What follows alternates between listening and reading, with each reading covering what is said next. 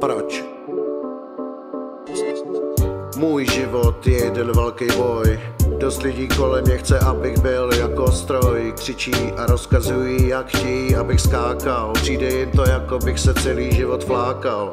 Celý život chci lidem dělat radost. Bavilo mě to, ale teď posílám žádost. Prosím, už nevím, jak si pomoci. Už měsíce mám každý den bezesné noci. Proč? Mě to tak strašně bolí, proč? Být šťastný mi osud nedovolí, proč? Se vůbec na tohle ptám, když jediný, kdo pomůže, jsem jen já sám. Trápím se a myslím na to nejhorší.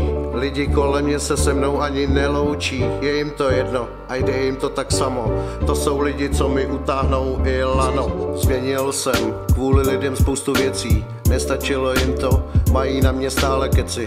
Rychle zapomněli, co jsem pro ně udělal a dělám. A dneska, když máš žlat, ti nehodí ani chleba. Proč? Proč mě to tak strašně bolí, proč?